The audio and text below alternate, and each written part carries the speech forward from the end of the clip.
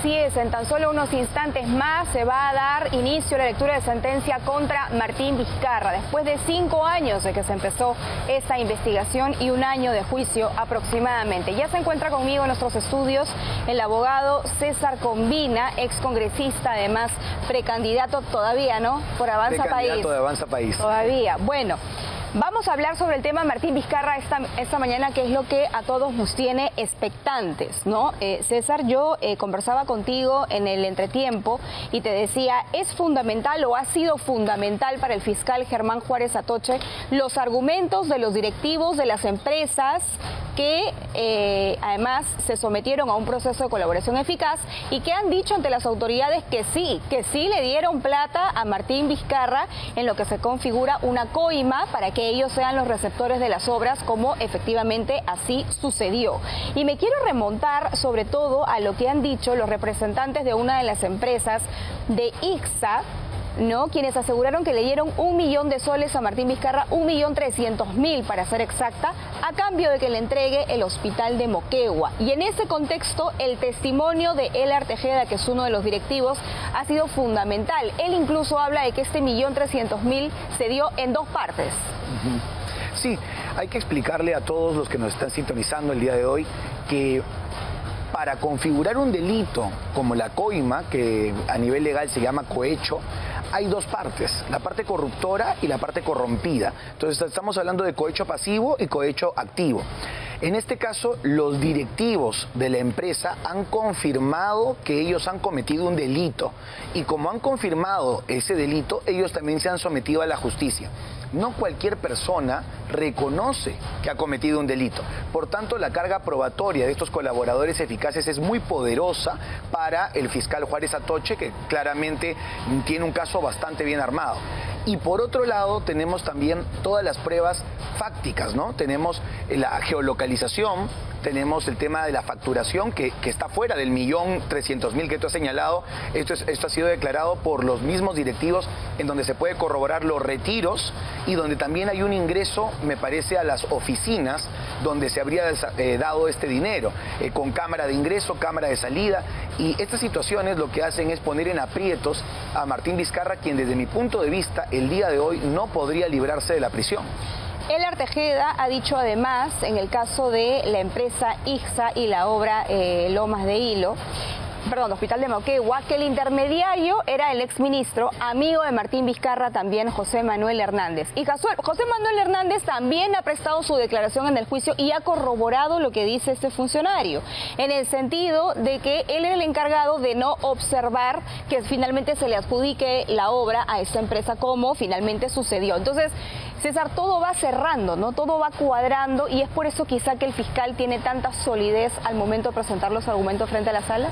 Claro que sí. Cuando uno arma un caso y está muy preocupado, Martín Vizcarra no puede ni siquiera decir que va a acudir el día de hoy al juicio, no puede jurar, él dice que se jura solo por cosas importantes. Esta cosa, Martín Vizcarra, es muy importante, tanto para ti como para Moquegua y la justicia del Perú. Cuando uno arma el caso, tiene que tener argumentos, testimonios y pruebas. Y en este caso, el testimonio de un brazo derecho de Martín Vizcarra, alguien que más adelante fue su ministro de Agricultura y que además ha sido funcionario del área encargada de la aprobación de estos proyectos, muestra que sí hay toda una organización para la aprobación de obras de forma ilegal que tiene que ver con la corrupción. Hablamos de recepción de dinero, hablamos de aprobación de expedientes, y eso que todavía no se ha abierto mucho las fojas y los folios judiciales con respecto a los adelantos de obra, que eso también tiene que ver con las declaraciones del señor José Hernández. Las empresas no desarrollan el 100% de la ejecución de las obras con dinero propio, sino que los gobiernos regionales van dando, conforme va avanzándose la obra, conforme va ocurriendo un proceso de ejecución de la obra, van dando el presupuesto. En este caso, lo que se le habría creado a ITSA y a las empresas vinculadas al caso Obrainsa es un fast track, como tú te metes con el presidente regional, le das un dinero, todos los funcionarios se alinean a ti para no observarte, para ponerte supervisiones que no existen, para garantizar que aunque la obra salga mal, tú te lleves el dinero. Y eso es lo que está presentando el señor Juárez Atoche en un caso bastante concreto, como tú dices, con colaboradores eficaces desde la empresa privada que han corrompido a Martín Vizcarra y desde los funcionarios que también han sido partícipes de la mafia de Martín. Se habló mucho en algún momento y fue algo que criticó la defensa de Martín Vizcarra, porque estos colaboradores eficaces incluso dijeron que la plata se la entregaban en sobres Manila, en sobres amarillos. Y lo que decía la defensa de Vizcarra, no puede ser, porque si fuera tanto dinero, ¿cómo entraría todo en un sobre? Me parece que se hizo hasta un peritaje y lo que se llegó a determinar, César, era que efectivamente la nominación de los billetes era la más alta posible, precisamente para reducir el tamaño del sobre. Claro, pues a Martín Vizcarra probablemente no le gustan los billetes de 10 soles, de 20 soles, sino ha apostado por billetes de la más alta denominación, justamente para reducir el tamaño de los sobres entregados. Aún así, hablando de dos entregas de más de 1 millón de soles entre las dos, hablamos de sobres bastante grandes y también se corrobora que no solamente hay, como te decía en el interín, ¿no?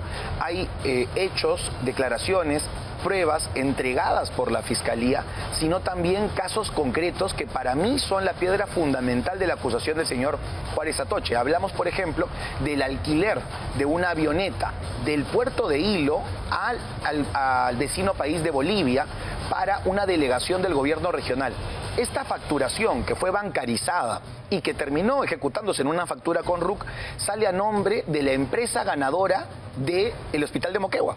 Entonces, ¿cómo explicarle a los moqueguanos y a la justicia que tú, siendo gobernador, acabas de dar una buena pro y le pides que te alquile una avioneta para movilizarte tú y tus funcionarios a Bolivia? ¿El monto de ese alquiler? Es más de 200.000 soles. ¿Y tú crees que este alquiler es un alquiler ficticio, como para justificar un poco la entrada de dinero al gobierno regional a favor de Vizcarra? Creo que incluso Martín Vizcarra ha sido más torpe. Este alquiler ha sido parte de la fanfarronería y la soberbia que él tenía como gobernador regional, ya que en ese momento Luis Arce Catacora, que ahora acaba de dejar de ser presidente de Bolivia, era gran amigo de Martín Vizcarra y lo invitó a una exposición comercial.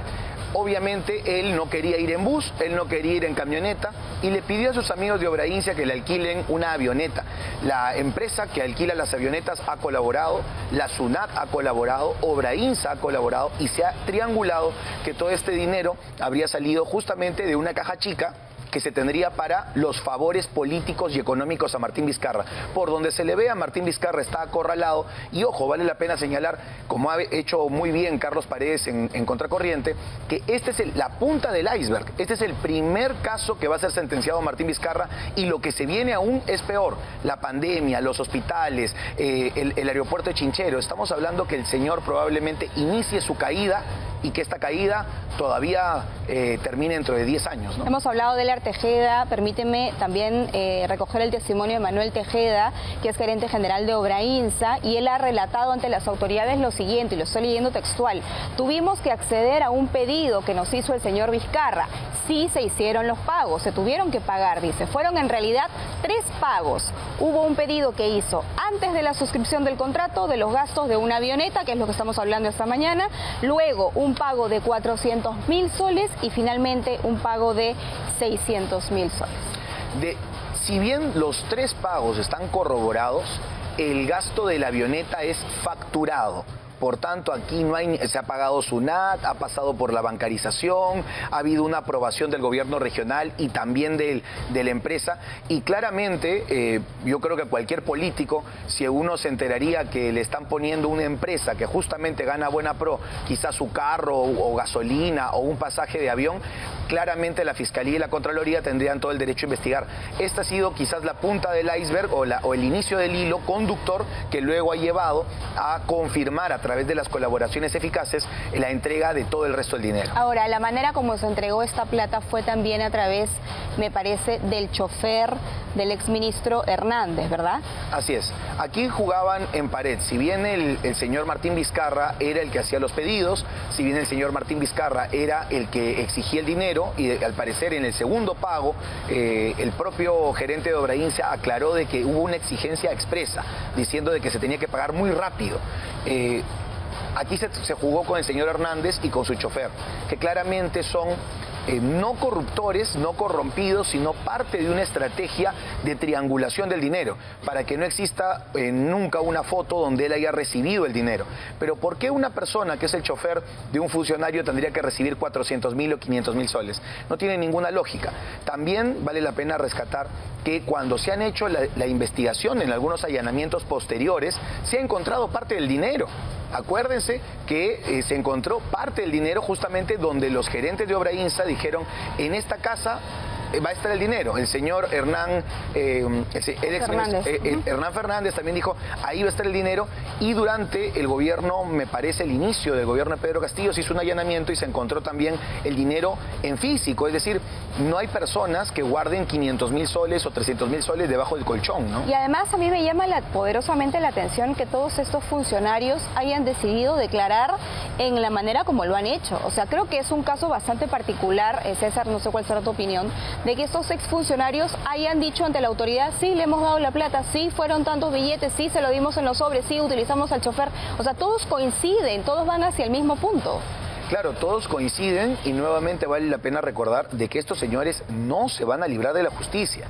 Están declarando, reconociendo un delito, y esto va a generar para ellos daños legales, daños judiciales, daños económicos. ¿Y por qué lo están haciendo, Perla y amigos? Porque el daño que vendría si Martín Vizcarra se sale con la suya es aún peor, porque deben haber otros casos que Martín Vizcarra también debe estar involucrado y que podría perfectamente perjudicar a estas personas a nivel judicial. Entonces uno, con su defensa legal, analiza qué es lo más conveniente, si declararse y someterse a la justicia a través de la colaboración eficaz, o quizás esperar a que por otro lado te llegue una sentencia de 18 o 20 años que tú no puedas controlar. Aquí los abogados les van a dar siempre un consejo unánime a sus clientes. Hay que someterse a la justicia e intentar reducir la pena al mínimo, obviamente dando todas las pruebas correspondientes. Mucho se ha cuestionado si es que Martín Vizcarra, en su condición de gobernador regional, podía o no podía condicionar estos contratos. Y la defensa de Vizcarra ha salido con un argumento un poco extraño, diciendo que en realidad fue UNOPS, ¿no?, esta agencia de Naciones Unidas, la que dio luz verde para que se le entregaran los proyectos a ciertas empresas. Comentaba yo la semana pasada que quienes hemos trabajado en temas de cooperación internacional sabemos perfectamente que estas fuentes cooperantes básicamente lo que hacen es emitir una opinión, pero no depende de ellos autorizar o no autorizar, porque finalmente eso corresponde a procesos internos, en este caso del gobierno regional. A 100% de acuerdo. La UNOPS o cualquier otra organización internacional, la OIM también participa de estos procesos, lo que hace es promover un proceso de concurso de forma transparente dentro del marco entregado por la unidad ejecutora, por el gobierno regional. Entonces, si yo pido, por ejemplo, un abogado con 10 años, pero además que tenga estudios en tal universidad y que tenga tantos años de experiencia en Moquegua, la UNOPS no me puede dar una recomendación que no se enmarque en eso. ¿Por qué Martín Vizcarra, de acuerdo a la tesis del señor Juárez Atoche, habría exigido el dinero previamente de la suscripción del contrato? Porque ahí es donde se hace la entrega de los requisitos básicos a UNOPS. Entonces, tú vienes básicamente, me das tu currículum, yo hago un requerimiento exactamente igual a tu currículum para que solamente vayas a ganar tú, y después de eso, cuando ganes, bueno, todo parece transparente, pero realmente es un direccionamiento. Y justamente Martín Vizcarra cobra antes de la entrega de la buena pro a través de UNOPS, a través de una recomendación de UNOPS, justamente para decir, bueno, me aseguro porque luego él va a ganar y no sé si me va a cumplir. Claro, para garantizar, digamos, así es, ¿no? Esta es una forma muy común, con Vladimir Cerrón también lo hemos visto en Pasco con Clever Meléndez, lo hemos visto en Cusco con Acurio. Los gobernadores regionales del año 2010 hasta el 2018 han operado de esa forma. Incluso la OCE ha llamado duramente la atención, y Contraloría también, a todos estos gobiernos regionales que misteriosamente tenían un solo postor, porque claro, solo calzaba un solo candidato. Quiero leer también lo que ha dicho el gerente general de ICSA, José Castillo. puntualmente, yo me paré y saqué de mis bolsillos el dinero, $60.000, y los puse en una repisa que estaba en la sala. Eso se dio en una casa la entrega de esta plata, ¿no? Martín Vizcarra se paró, lo recogió, puso ese dinero en los bolsillos de su saco y en su pantalón. Procedió a sentarse. Le dije, con eso ya cumplimos, ¿todo bien? Él hizo una señal afirmativa cuando terminó de acomodarse el dinero. Y nuevamente volvemos a la mentira de Martín Vizcarra, ¿no? Hablamos de 2 sobres en una sola entrega y solamente de $60.000. El monto total asciende a más de 1 millón de soles. Entonces, claramente sí hubo una forma de trabajo en donde Martín Vizcarra mantuvo silencio por miedo a ser grabado. Y además hubo exigencias sobre los montos, los sobres, etcétera, que ha sido debidamente probada por la Fiscalía. En ese sentido, este inicio de la caída de Martín Vizcarra viene con mucha carga probatoria que probablemente pocos casos a nivel de corrupción tienen, y es por eso que el señor no puede comprometerse, no se pudo comprometer ante las cámaras de Willax a no fugarse del país, no pudo comprometerse a dar la cara el día de hoy. Entiendo que la prensa y especialmente el canal está en la puerta de su casa, pero no sabemos si el señor va a dar la cara. ¿Por qué? Porque en este caso sí hay carga probatoria. No hay, ojo, no solamente hay testimonios, hay carga probatoria, hay triangulación, y hay algo que en pocos juicios ocurre, que se ha logrado la geolocalización. Entonces, si tenemos 2 ubicaciones geolocalizados en la misma oficina, el mismo día, y además 4 personas de la sala dicen que le han dado dinero y una persona dice que no, hay una grandísima probabilidad de que sea cierto, ¿no? La geolocalización te refieres a, por ejemplo, la participación del chofer, a la participación del propio Martín Vizcarra. Con la ubicación celular de, ¿no?, todos ellos. Ha habido un trabajo muy fuerte de la Fiscalía a nivel tecnológico. Muchas veces lo que ocurre en los casos de corrupción es que se hace triangulación de llamadas. La triangulación de llamadas es una forma de acceder o de levantar el secreto de comunicaciones. Pero aquí tenemos un paso más allá. Es levantar las llamadas y levantar la ubicación de GPS de Google. Entonces, tu celular sabe exactamente dónde estás y a la hora que estás. Ahora bien, son 3 jueces los que van a definir hoy día. El fiscal está pidiendo 15 años de cárcel, una reparación de más de 4 millones de soles, que es el doble de la supuesta coima que ha recibido Martín Vizcarra cuando era gobernador regional de Moquegua.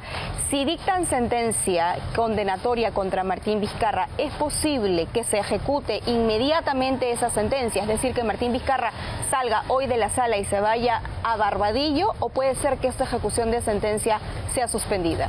No, esta ejecución de sentencia es inmediata. Es un caso de corrupción flagrante y no creo que ninguno de los jueces que está analizando el caso vaya a dar una situación de carácter suspendido.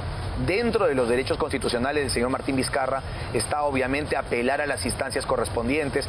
Entiendo que su defensa legal tiene incluso el sueño de acudir a la Corte Interamericana de Derechos Humanos, que parece el ampay me salvo de todos los caviares, lagartos y zurdos, pero en este caso no funciona. ¿Pero qué podría hacer la Corte? No, en este caso era muy difícil que el TC o que más adelante la Corte Interamericana pueda admitir algo vinculado a la corrupción. ¿Pero es vinculante acaso un fallo de la Corte? Forma. ¿Podría tumbarse una sentencia en última instancia acá en el Perú contra Martín Vizcarra? No, de ninguna forma, y justamente por eso lo digo, porque los casos de corrupción, amigos, no entran en instancias internacionales. No ha habido un derecho vulnerado, solamente te aceptan si hay derechos humanos vulnerados. Aquí no hay un derecho vulnerado, y el último que podría tener el uso de la palabra, si es que ha habido o que Martín Vizcarra siente que hubo algún abuso dentro del proceso, sería el Tribunal Constitucional.